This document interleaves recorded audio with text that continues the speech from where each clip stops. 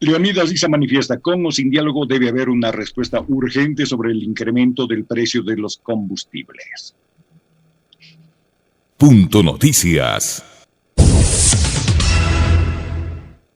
El presidente de la Confederación de Nacionalidades Indígenas del Ecuador, CONAIE, Leonidas Issa, enfatizó que con o sin diálogo, el presidente Guillermo Lasso debe dar una respuesta urgente sobre el incremento gradual del precio de los combustibles. Issa recalcó que es decisión del primer mandatario si mantiene las políticas de Moreno o dará otra noticia al pueblo ecuatoriano. Agregó que no quiere adelantarse a dar ningún criterio en caso de que no se celebre el diálogo con el gobierno, pero sostuvo que existe una emergencia económica que depende en mayor medida del presidente Guillermo Lasso. Respecto a la presentación de la proforma presupuestaria del Ejecutivo, que asciende a 32.948 millones de dólares, el presidente de la CONAIE, Leonidas Issa, adelantó que se encuentran analizando esta propuesta y expresó su preocupación por el retiro en esta proforma del presupuesto destinado para becas estudiantiles. ¿Cuántos miles de jóvenes van a quedarse sin este aporte por parte del Estado?, cuestionó el dirigente indígena y agregó que en los próximos días se pronunciarán sobre la proforma. Por último, Leonidas Issa sostuvo que la crisis económica actual no se resuelve con la focalización del precio de los combustibles e hizo un llamado al jefe de Estado para implementar políticas para atender al sector agrícola ecuatoriano. En el segmento Pichincha Opina, comenta Alexis Moncayo. 7 de la mañana con 11 minutos. A ver, sobre este tema voy a partir de un hecho que ocurrió el día de ayer, a propósito de los comentarios que generamos acá. Una querida amiga virtual, además, porque no tengo el gusto de conocerle, no sé cuál es su apellido, pero su nombre es Ana Lucía, y su nickname en Twitter es Sumer Gato, o Sumer con doble M Gato. Ana Lucía, a partir del modesto comentario de este periodista, también modesto, sencillo y humilde, y de este modesto espacio de información, Carlitos se goza. Ana Lucía se ha dado la molestia a partir de este modesto comentario que hemos hecho en estos días de hacer un hilo de Twitter. Con respecto, ¿saben a qué? A mi discrepancia de hace algunos días, que además se lo hicimos conocer a Leonidas Issa, discrepancia que tiene que ver con el relato que él expuso durante la entrevista con nosotros y durante su participación en la protesta o marcha del día 11 de agosto. En donde él dijo que los ecuatorianos no eligieron a Guillermo Lasso para que flexibilice los contratos laborales, ni para que privatice los sectores estratégicos, etcétera, etcétera, etcétera. Y yo le decía que estaba equivocado, porque los ecuatorianos que votaron por Guillermo Lasso estaban plenamente conscientes cuál era su plan de gobierno y qué era lo que él proponía con su modelo de gobierno. Y Ana Lucía, les digo, se ha dado la molestia de hacer un hilo recogiendo las propuestas de Guillermo Lasso, no únicamente en los sectores estratégicos, sino también en ámbitos sociales como la salud y la educación, en donde el candidato de ese entonces, Guillermo Lasso, proponía pasar estas responsabilidades al sector privado. Les voy a dar lectura, además que es un hilo bastante extenso y que ha tenido un tráfico muy interesante en Twitter. El primer tweet tiene 131 retweets y casi 200 likes y 16 compartidos. Respecto al comentario de Alexis Moncayo sobre Lasso Guillermo y su plan de gobierno, donde hablaba abiertamente de la privatización, de delegar casi todo el sector privado, he aquí capturas de ese plan de gobierno para que no digan que Lasso les mintió. Abre hilo. En la primera captura, el texto dice que el crecimiento del Estado y el centralismo son los problemas de fondo, controlar su funcionamiento es cada vez más difícil a medida que crece. Un Estado mínimo y robusto es lo ideal, ocupado en garantizar el acceso a servicios básicos como la educación, la salud, vivienda, a los realmente pobres, así como seguridad y justicia. El Estado no está para quien tiene un trabajo y puede acceder a estos servicios. O sea, el Estado debería estar absolutamente para todos, ¿no? Todo lo demás debe ser asumido y provisto de la mano con el sector privado. Dice la primera captura que Ana Lucía sube en su Twitter. Delegación del sistema de salud al sector privado. Y ojo, este era el plan de gobierno de la Alianza Creo, Partido Social Cristiano. El fomento a nuevas inversiones será fundamental para asegurar la gratuidad y calidad en la atención de la salud. Las aseguradoras, grupos hospitalarios, cadenas farmacéuticas, entre otras, son especialistas en brindar prestaciones de salud con altos estándares de eficiencia y calidad. Por este motivo, implementaremos zonas francas de salud para invitar a empresas del más alto nivel a formar parte del Sistema Nacional de Salud. Para ello es importante eliminar aranceles y costos derivados de la tramitomanía en los procesos de inversión en salud. De esta manera fomentaremos la inversión compartida de recursos en el sector de la salud. Eliminaremos la repartición política de hospitales en el país a través de la delegación administrativa de los mismos al sector privado. Salud, ojo. Delegación del sistema de salud de la seguridad social. Esto es Sistema Nacional de Salud, pero en este caso seguridad social. Es decir, la cobertura que tienen los afiliados al IES, los jubilados y los familiares, ¿no? Cónyuges e hijos. El seguro de salud es la mina de oro de la que unos cuantos se beneficiaron ilegalmente a costa de los aportes de los afiliados. En consecuencia, durante la pandemia salieron a la luz casos de sobreprecio de hasta 9,000% en compras públicas. Si sumamos a esto los saldos adeudados a la seguridad social por parte del Estado, se presenta un escenario lleno de desafíos, pero también de oportunidades de mejora. Es momento de empezar a ser los principales fiscalizadores de nuestros aportes, exigiendo mayor transparencia a las entidades de la seguridad social. Además, debemos implementar nuevos sistemas de salud y pensiones que le devuelvan la dignidad a los afiliados y jubilados.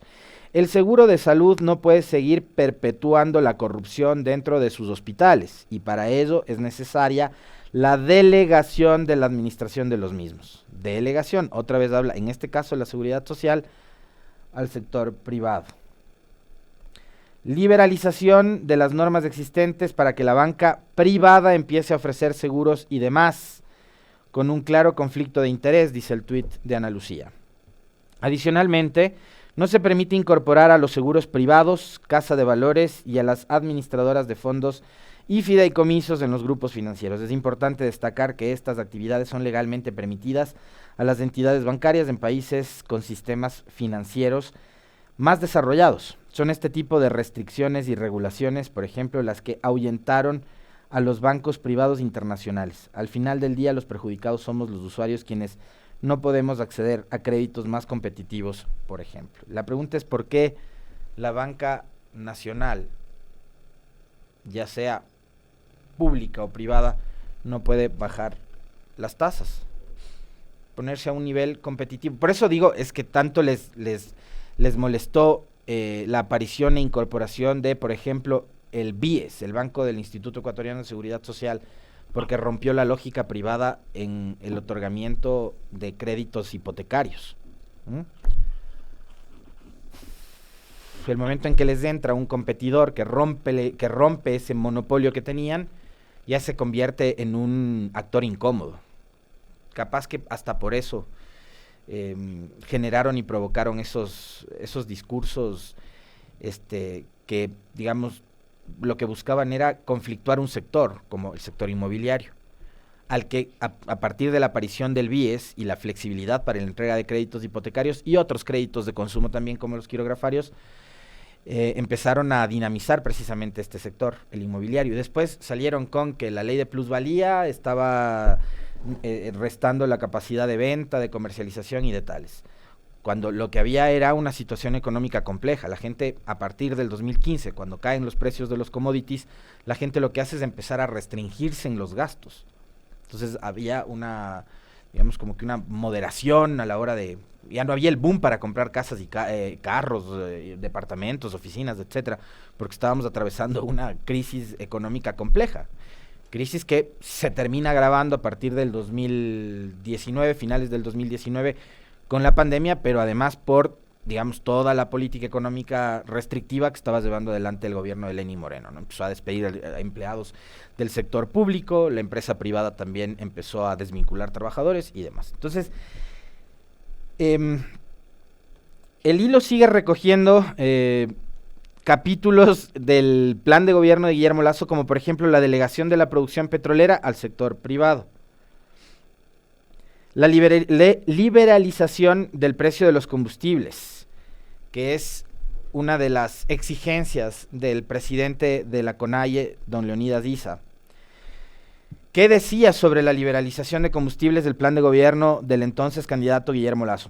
Asimismo, necesitamos liberar recursos de la importación de combustibles para redirigirlos a áreas prioritarias como educación, salud y seguridad. Para conseguirlo, debemos dar paso a la inversión privada en la importación, distribución y comercialización de los combustibles. Otro beneficio de esta visión es que ayudaría a reducir contundentemente el contrabando. ¿Recuerdan que ese fue parte del discurso del gobierno de Lenín Moreno? Bueno, Guillermo Lasso lo repitió durante su campaña y lo repitió también ya siendo presidente hace algunos días atrás. Y el uso de combustibles para actividades ilícitas que también son una fuga importante de nuestros recursos fiscales. El combustible se utiliza también para la fabricación y elaboración de cocaína. Entonces estaba clarísimo. Parece que... Además, y yo quiero ser enfático en esto y recalcar, Leonidas Diza, Yacu Pérez y todo el sector vinculado al progresismo que representa Pachacutic estaba en su legítimo derecho de defender su tesis del nulo ideológico. Un nulo ideológico que lo que hizo es llevar al voto nulo a niveles históricos nunca antes vistos en este país, pero que terminó siendo definitivo y que terminó siendo vital para que Guillermo Lasso gane la presidencia. No tomaron partido y eso estaban en su pleno derecho. El tema es que hicieron campaña por el voto nulo ideológico y eso hizo que ese voto nulo alcance, insisto, números históricos en la elección presidencial de este país. Pero a lo que quiero ir es que estaba clarísimo, don Leonidas. Estaba clarísimo qué fue lo que eligieron los ecuatorianos del 11 de abril. Por eso me parece que este diálogo que hoy se plantea de lado y lado, de parte de la CONAIE, de parte de las organizaciones que usted a través de la Confederación de Nacionalidades Indígenas del Ecuador representa y el gobierno nacional. Yo particularmente no veo una posibilidad cierta y clara de que este tema, el de la revisión del decreto que libera el precio de los combustibles y que lo ajusta a partir de esta modalidad, ¿no? que han implementado ahora, que además hace que cada cierto tiempo el precio de los combustibles varíe y de lo que hemos visto ha variado al alza, ¿no? Este sistema de bandas. Yo no veo que esto vaya a cambiar. ¿Y sabe por qué, don Leonidas? Porque además esto forma parte y consta en los acuerdos firmados entre el Ecuador y el Fondo Monetario Internacional. Y si alguna orientación y si algunas luces ha dado este gobierno, de las pocas que ha dado, es que es un gobierno fondomonetarista. Y no veo posibilidad de que, sentándose usted a dialogar, el presidente Lasso esté por lo menos analizando la posibilidad de recular o de retroceder en una medida que sea contraria a la que está ya implementada y que esté en ejecución. Entonces no sé en qué otras áreas puede usted lograr algún tipo de resultados de ese diálogo. Probablemente en el tema agrícola, probablemente en el tema agrario, sin dudas puede haber la posibilidad de que el gobierno establezca ya una política clara. Ayer lo mencionaba la prefecta de Pichincha, Paola Pavón, y ha sido público además, no porque lo diga ella o porque lo mencionemos nosotros o lo recordemos nosotros, pero en los últimos días hemos conocido públicamente, todo el país lo ha visto así, el malestar de sectores vinculados precisamente al ámbito agrícola, bananeros, arroceros, que han salido a las calles, que han salido a las carreteras, que han bloqueado las vías para expresar su malestar. ¿Por qué? Porque no se está en esos casos cumpliendo con las ofertas de campaña. Capaz que por ahí sí puede haber algún tipo de resolución o de punto intermedio en el cual puedan ponerse de acuerdo. Pero el tema de los combustibles yo le veo muy difícil. ¿Sabe por qué además, don Leonidas? Porque el presidente Lasso ha dicho que él no va, que él públicamente le ha dicho que él no va a retroceder en esa medida. E insisto, repite parte de lo que fuera el discurso de defensa de este decreto en el gobierno de Moreno, que es: así evitamos el contrabando de los combustibles.